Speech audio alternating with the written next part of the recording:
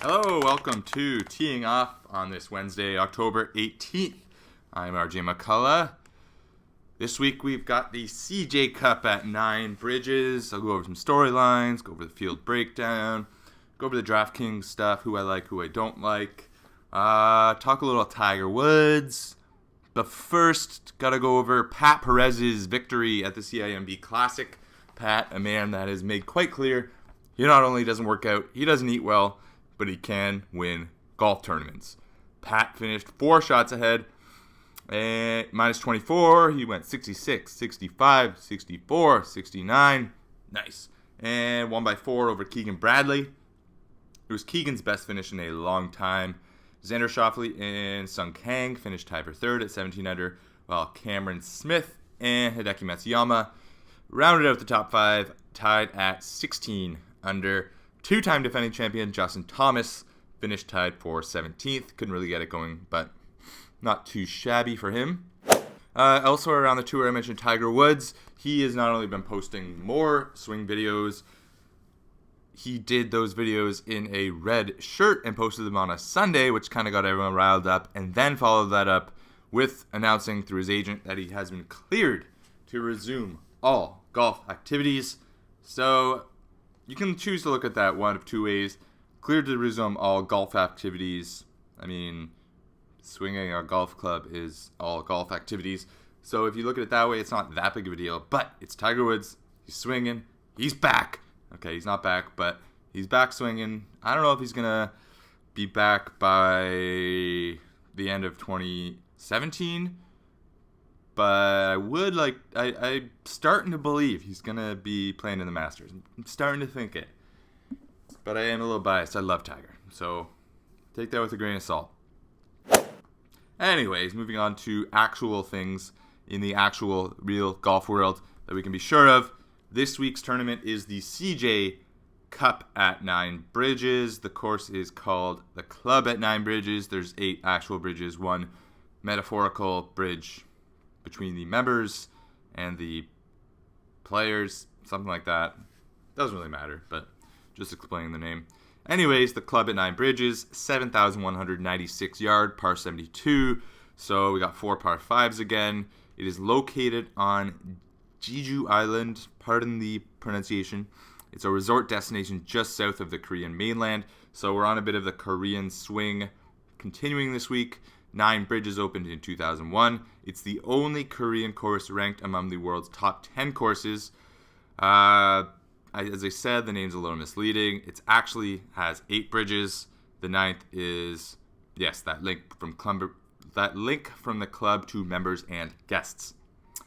According to the designers, they tried to create a Scottish Highlands course, and many think they succeeded, but I mean, it's in Korea, so kind of hard to believe that it's a Scottish-like links course, but for that area, I'm not going to disagree. It probably is for them much like a Scottish Highlands course, just like courses here in Canada can be considered lakes and highland, but nothing like actual Scottish courses. Anyways, I digress. The 9 Bridges course in the CJ Cup. It's a first-time event at a first-time course for the PGA Tour. The tournament is again a no-cut event, so of course the players will have 4 guaranteed rounds. Personally, I'm getting a little tired of these no-cut events. I want a cut. Weird to say, because when you go through like 6 events in a row on DraftKings, you kind of want a no-cut event just to breathe easy, but I don't know, we've had a few in a row now. I want a real tournament, but this one at least has a better field. No cut, but that's okay. It's a par 72, as I said. It's under 72 yards, so it's not long, but the course has a few dog legs, elevation changes, and it has both short and long par 3s, 4s, and 5s, so a bit of a mixed bag. I really don't know what the scoring is going to be like. I'm expecting a winning score at least minus 10, maybe minus 10 to minus 15, but again, no idea since it's a new course, new event. We shall see. I'm interested to see this course, though. Top 10 in the world. Only one in Korea that's a top 10 course. Sounds pretty interesting. Some storylines for this week. Justin Thomas is making his second start of his FedEx Cup defense, and players title holder Siwoo Kim They are headlining a limited field of 78 players. Tour Championship winner Xander Schauffele is one of these 17 entrants who were at Eastlake last month by virtue of making the top 30 in last season's FedEx Cup point race. The event has attracted 10 of the top 30 players in the world rankings, with number 4 Justin Thomas and number 9 Jason Day topping the rankings of the field. So Siwoo Kim, Jason Day, and Adam Scott are among 10 members of the international squad that was at the President's Cup that got absolutely destroyed. Justin Thomas is one of 3 U.S. team members, joining Daniel Berger and Patrick Reed. While Justin Thomas and Ernie Els are among 10 major championship winners coming to play in the field this week. So, the PGA Tour has expanded its Asian outreach with its first standard event in South Korea, creating a 3-week swing on that continent. The CJ Cup arrives just 2 years after a successful President's Cup near Seoul, where the international team nearly offended the favored Americans. That would have been nice a few weeks ago, but anyways, KJ Choi, winner of 8 tour titles, and Siwoo Kim are among 16 Korean pros seeking to give the event a homegrown winner in its very first edition. The list also includes former U.S. amateur champ Byung-Hoon An and 3-time tour winner Jung-Hoon Wang. Also among the Korean factor is Sang-Moon Bae. He's teeing it up for the 3rd time since returning from mandatory military service. As I've mentioned a few times the last few weeks, he's missed a cut in both his starts, including the Safeway a couple weeks ago. A total of 21 players will make their 3rd start in as many events of the new 2017-18 wraparound season. Emiliano Grillo is the only one to play a 4th consecutive week if you factor in the President's Cup. All right, so got through reading through that. The field breakdown, there's 5 players from the Korean PGA. These are the guys that are probably the only ones playing an actual home game, if you want to look at it that way. Got Jinho Choi, Jungwon Hang, Hyungjun Lee, Junghwan Lee, and Seung-ha Kim. Again, my apologies if I'm just butchering these names. Got 2 players from the Asian Tour, Gavin Green and Younghan Song. 3 Korean players from the official World Golf Rankings, Byung-Hoon An, Jung-Hoon Wang, and KT Kim. We've got a couple sponsors exemptions of note, Sang-Moon Bae, KJ Choi, Ernie Els, and Thomas Peters. Got those. And in terms of notable players in the field, I mentioned some of them already, but Justin Thomas, Xander Schauffele, Mark Leishman, Paul Casey, Russell Hanley, Pat Perez coming off a win last week, Daniel Berger, Jason Day, Tony Finau, Patrick Reed, Brian Herman, and former teeing off interviewee Patrick Cantlay. So I'll get into a bit of the DraftKings stuff now. The stats that I'm looking at this week, main stats, birdies, DraftKings points, I pretty much always throw those in there, but par 5 performance, going to look at that this week, and greens in regulation. I know it's sort of a whatever stat, but as of late, that's been a really, really key stat. If you look at that every week and then look at the leaderboard, it's been a lot of corresponding. So, yeah, that's going to be my main ones. Complementary stats will include strokes gained approach and tee to green. I always like to put strokes gained approach because as pros, that's where they make up most of their shots, sticking it in close enough to make the putt. And good drives. Seems like the fairways maybe a little bit hard to hit. Again, we don't really know, so it's sort of a bit of a guess, but that's why it's complementary stat. Strokes gained approach, strokes gained tee to green, and good drives. So I'll get into the field now. I'm going to go over everyone in the field that's over $9,000, and then just the guys I like below that, which is still pretty much everyone in the field because there's only a 78-man field.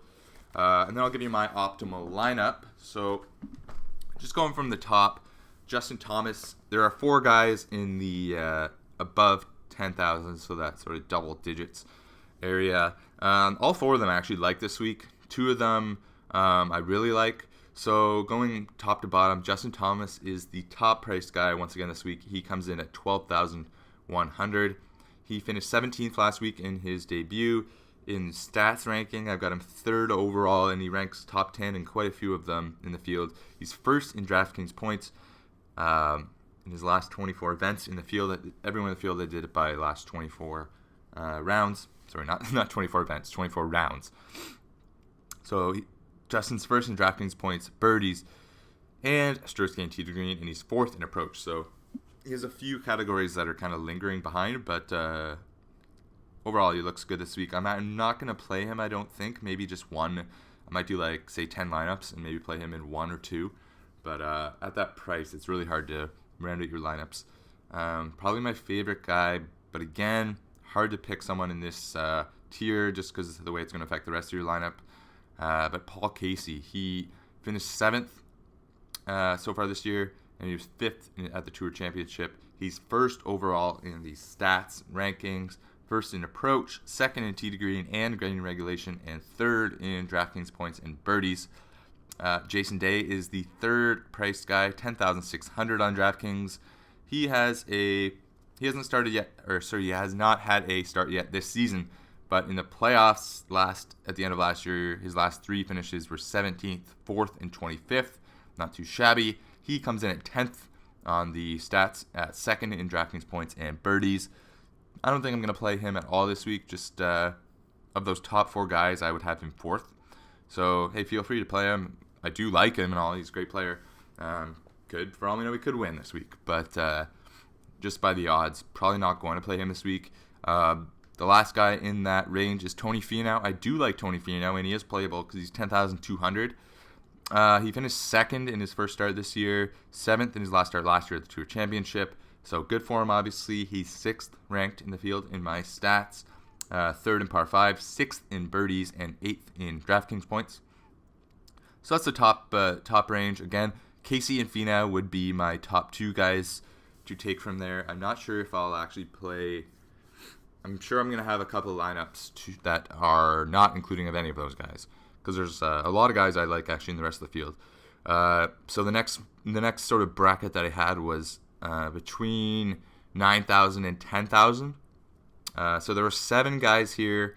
I actually like all 7. Probably going to play 3 of them. There were 3 of them that I really like. So price top to bottom. Mark Leishman, first guy in this category, he's at 9,900. So in the playoffs, he had a couple really good finishes, 24th, 3rd, and of course he had a win. So those are his last 3 starts, hasn't had a start this year. And he's 4th overall in the stats. Of course, we don't have stats from guys in previous iterations at this tournament or at this course because it just hasn't happened. So as I mentioned a few times, this week's a bit more of a dart throw. But Mark is 4th in my stats. And then I got Xander Schauffele. Really, really like Xander Schauffele. He's one of the 3 guys in this category that I'm going to push for. 3rd in his only start this season, and as we all know, he won the Tour Championship to conclude his rookie season. He comes 5th in my stats. Going to play him quite a bit. Patrick Reed comes in at 9,500. He has not started this year, but he finished 13th in the Tour Championship, his last start last year. He's 28th overall in my stats rankings. Again, probably not going to play him, but I do like him. Just not going to use him too much. Pat Perez coming off the win last week, and a 16th in his previous start to that was at the Tour Championship last year. 17th overall in the stats, but he's not a guy that needs to be going in the stats. He's more of a momentum type of player, so I do like Pat. Anirban Lahiri, 9,200. He had a 10th place finish so far this year, and 35th overall in my stats. I'm not going to go crazy on Lahiri, but with a 10th place finish, you cannot ignore him. Keegan Bradley at 9,100, 2nd place last week. Had a miscut the week before, but that 2nd place last week looks good. He's 9th overall in his in my stats ranking, 6th in green and regulation, and 10th in DraftKings points. I'm going to play him quite a bit this week. I like him. Rafael Cabrera-Bello rounds out this 9 to 10,000 bracket, if you will. He's at 9,000. He has a 10th already this season. 42nd overall in my stats, so I'm not going to play him a ton, but can't really ignore him. The rest of the way, I'm not going to go through everyone, but as I mentioned, most of the guys, because I do think at least enough guys are worth a look at. So the next category I have is under 9,000, but above 74. So 7,500 to 9,000. So there are 23 guys that fall into that category. I like 18 of them, and 6 of them I think I'm gonna play pretty heavily. So just gonna go. Cameron Smith tops the pricing. He's at 8,900. He has a 5th, coming off a 5th place finish. He's 50th overall in my stats. Russell Henley, 8,800. He came third at the Tour Championship. That was his last start, and he's 15th overall. Like him, not going to go crazy. He's 10th in birdies. That's good. Daniel Berger, another guy that I like. Not going to go crazy on, though. 8,700. He hasn't had a start this year, and he's 33rd overall in my stats, so nothing really jumps out at the page, but can't really ignore him. I'm not just going to write him off because he is a solid player. Ollie Schneiderhan's is the first guy in this bracket that I like quite a bit. 8,600. 2 starts this year, 23rd and 17th is why I like him. He's 39th in my stats, so doesn't jump out there, but 23rd and 17th, can't deny those. Adam Scott making his season debut as well. He is at 8,500. Could be a potential bargain at 7th overall in my stats. Going to play him a little bit, but with no starts in this 2018 season, if you will. Not going to go crazy on him. Don't know what actual type of form he's in. Gary Woodland, 8,300. He finished 28th in his one start this season, and he's 20th in my stats. First in greens and regulation, 4th in good drive, 7th in approach, so he has some good numbers. I'll play him a little bit. Sung Kang, I like Sung Kang. He's one of the 6 guys I like quite a bit. 8,200. His 2018 finishes 3rd and 62nd, and he comes in at 27th on my statistical model. So I'll play him a little bit. Not going to go crazy, though. Brandon Grace, not going to play much of him, but solid player. 8,100. He has a 32nd and a 47th so far this season, and he comes 24th in my statistical model. Kevin Na at 8,000. He's got a 44th and a 37th, so sort of middle of the pack. Not going to play him much. 13th overall in the stats, so he might be a smart guy to play. He probably won't get too highly owned. So if you want to take a risk on Kevin Na, I don't blame you. Chaz Reavie, I really like Chaz Reavie. 17th and 13th in his last 2 starts this season. 7,900 the price, so you had pretty good price. 26th overall in my stats, so not too bad, but at that price, I really like him. Grayson Murray, 7,800. 69th last week, 9th the week before, so we all know he's a very inconsistent player. He could come top 5, he could come dead last in the field. He's 22nd overall in my stats. I like Lucas Glover quite a bit. He's at 7,800. 7th last week, 30th the week before. He's 12th in my stats with 3rd in green regulation, 8th tee to green, and 9th in driving. So I'll play him quite a bit. Thomas Peters and Charles Schwartzel are at 7,600. Both guys I like them as really, really good golfers. Probably not going to play too much of them both this week. Peters, 44th and 74th, his 2 starts. Since the PGA Tour season ended last, he is 11th in my stats, so that bodes well, but just not putting up the finishes that I would like to see from him. He is a top-end talent, so I'll kind of wait for him to get into form. Charles Schwartzel, similar, 48th last in his only start this year, 21st overall in the stats. So another guy could jump out and win this week, quite frankly, but doesn't have the form that I'm looking for. Luke List does. He's 7,600, 13th and 37th, his 2 starts this year, 2nd overall in the stats, and this low of a price, 7,600. A guy that's 2nd in the stats, you can't really ignore that. 2nd in par 5s, 4th tee to green, 5th green regulation and birdies, and 7th in DraftKings points. So I'm going to play Luke List. Jamie Lovemark, 7,500, 32nd and 43rd, his last 2 starts, and 25th overall. I'm not going to play a lot of him. Graham DeLette, Canadian, 7,500, 54th and 5th his last 2 starts, so he's sort of inconsistent, but courses like this that are too long usually bode well for Graham. He is 8th in my statistical model, 3rd in good drives, 4th green regulation, and 5th in approach, so I'll play him a fair amount. And Ian Poulter rounds out this bracket, 7,500, 58th and 11th this year, and 32nd overall in my stats. So sort of a meh guy, nothing special, but if you want to play him, good player, wouldn't blame you. So I'm going to get into the bottom, I guess I'm going to call the bargains, 7,500, under 7,500. There were 44 players in this category. I like 14 of them, and 5 I really like. Just before I go on to that, I should probably mention I did say 6 guys in the previous category that I really liked. So those were Ollie Schneiderhan, Sung Kang, Chez Reavie, Lucas Glover, Luke List, and Graham DeLette. Those were the 6 in the previous category that I really liked. So there's 14 guys that I like in this bottom category, but not going to go over all of them. But I will say that I really like Stuart Sink at 7,400. Big fan of Nick Taylor, another Canadian, 7,400. Who else we got here? I like Kyle Stanley quite a bit, 7,200. Patrick Rogers at 7,200. James Hahn, 7,100. Cheng Sung Pan, 7,100. And Scott Brown at 6,900. There's some good value to be had here. I don't have the entire spreadsheet in front of me right now, so I can't actually go over it as much as I would like to for those. But definitely Stuart Sink and Nick Taylor would be my favorites from that bottom grouping, and Kyle Stanley. Kyle Stanley I like as well.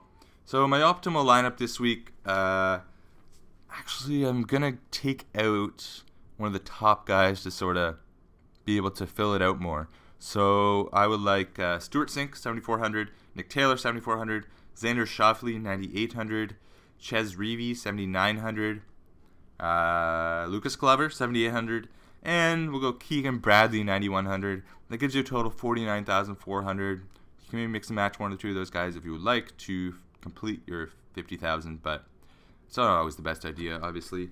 I think my strategy, I'm going to do about 10 lineups. So guys I really like, I'll maybe put them in 4 or 5. And guys I like, but I'm not too sure on, I'll put them in 1 or 2. And let's just hope for the best. Thanks for listening. I'm going to end it here. If you have any feedback, any advice, any pros, cons, anything, let me know. Open to anything you got. So get at me. Hope you enjoyed this week. Enjoy the CJ Cup at 9 Bridges. Be nice to get back to a bit of more normalcy next week, but I'm looking forward to seeing this week, seeing how things go. So thanks again for listening. Get at me if you have anything you want to say. At RJ McCullough on Twitter. That's RJMCCULLOUGH. Got a YouTube page. This Teeing Off podcast is on iTunes and SoundCloud. So enjoy the week. Let's go to who do I want to see this week? I want to see a Canadian win this week. So I'm going to root for Nick Taylor and Graham Dillette, but best bets probably Paul Casey, Xander Schauffele, Justin Thomas. So good luck, enjoy the week, and I will talk to you next Wednesday.